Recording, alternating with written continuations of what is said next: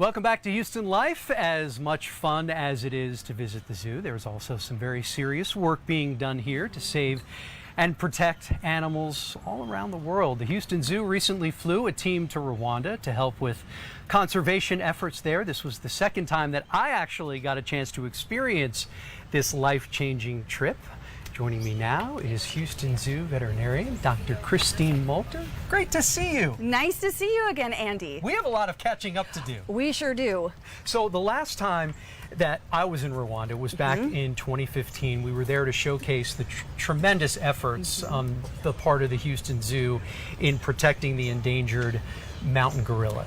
The scope of the conservation footprint has changed exponentially since then. Tell us about that. Yeah, so one of the conservation partners that we've really exponentially developed our relationship with has been the Rwanda Wildlife Conservation Association, or the RWCA. It's a group of very dedicated people, including 5 very talented wildlife veterinarians who are looking to take care of all different species of wildlife in Rwanda. And what the Houston Zoo has done is provide training and also equipment to help them do that work. And you play such a critical role. That partnership really is everything. RWCA's efforts initially started out with the gray-crowned crane to protect them. That's right. But it's really gone so far beyond that. Tell us about that. Right. So when you talk about saving animals in the wild, that's what this group is doing. It started with gray-crowned cranes, but it's expanded to zebras, to sitatungas, which is a type of antelope, to servals, which is a type of small cat, and all other different species. Their goal is to have Rwandans taking care of Rwanda wildlife. And you and Jennifer were the team that flew from Houston to Rwanda. Tell us about why specifically you were there. Yeah, so Jennifer is an amazing veterinary technician. She also serves as our hospital manager at the Houston Zoo, and it's the expertise of the veterinarian, so the medical part, the planning part, but also the technical expertise that a veterinary technician can bring in the laboratory with all of the equipment, with making everything work, putting it together, problem solving, that we really try to be as much of a team as possible to train all aspects of what our RWCA partners would need to provide good veterinary medicine for all the species they're seeing. And so that the video our viewers are watching now shows you all out in the field. This is for a zebra immobilization. Yes, that's right. So because they're dealing with all sorts of different wildlife, not every animal can come to the hospital. Sometimes we need to pack up and take field equipment to them, like with these zebras.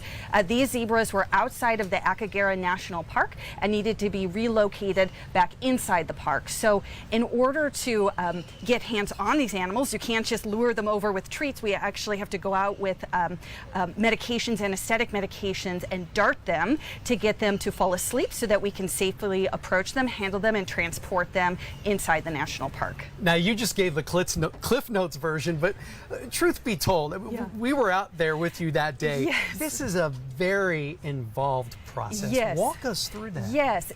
So you have to get your anesthetic dart ready in the vet truck on a road far away from the zebra, because they are smart creatures. They can see you, they can smell you, they can hear you coming from a pretty long way away.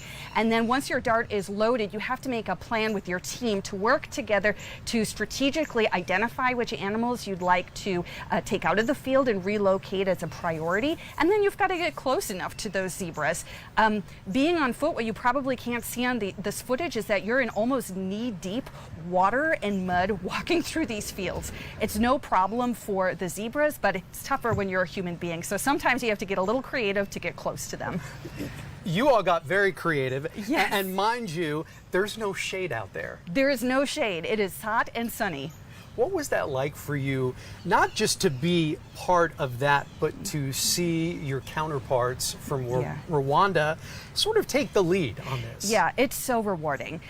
This group is talented, they are smart, they are capable, they just needed the equipment to do what they already knew they needed to do for these animals. So we were there to provide that equipment, then also provide the training to use that equipment to their fullest capacity.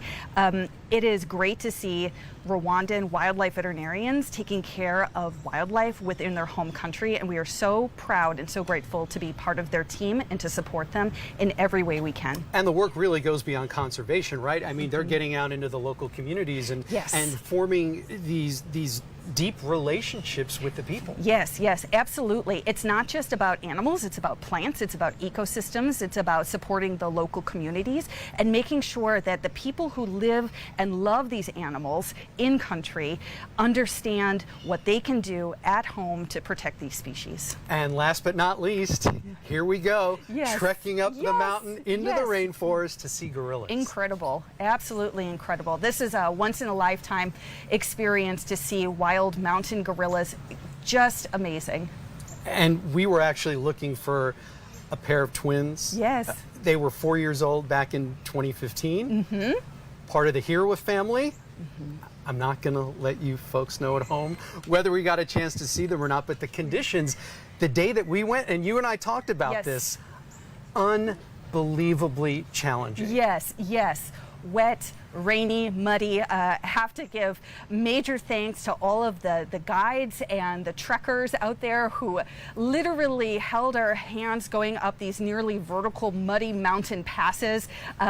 Just really facilitated this amazing experience for us. And they are such remarkable creatures and really revered by everyone in the country. Yes, yes. Beautiful, very soulful eyes. You can see here in this video, you've got a young one with part of its family group here. There's nothing like it. What are your hopes for conservation moving forward in Rwanda? Yeah, so I hope that the Houston Zoo, and I know that we'll do this, will continue to support our RWCA partners in every way we can. In fact, since we've been to Rwanda, we've had very regular contact with them through online virtual training meetings. We've gone over X-ray interpretation, ultrasound interpretation, setting up equipment, looking at red blood cells, white blood cells for birds and other different species. We have a very active WhatsApp group, so they know that the Birds of the World exhibit is opening here and has a sign in front of the African bird aviary that features their really great conservation work, and they're so excited and can't wait to see it in person someday. I know they're going to be making the trek here to Houston. Yes, yes, they will be. So several of our partners from RWCA will be here in a couple of weeks. They'll be here to see Birds of the World, but they'll also be here to do further veterinary training with us at the hospital. Fantastic. Dr. Christine, great to catch up with you. Absolutely. Never enough time, right? Always. Appreciate all the work that you're doing. Thank you. All right, Derek and Tessa, back to you guys.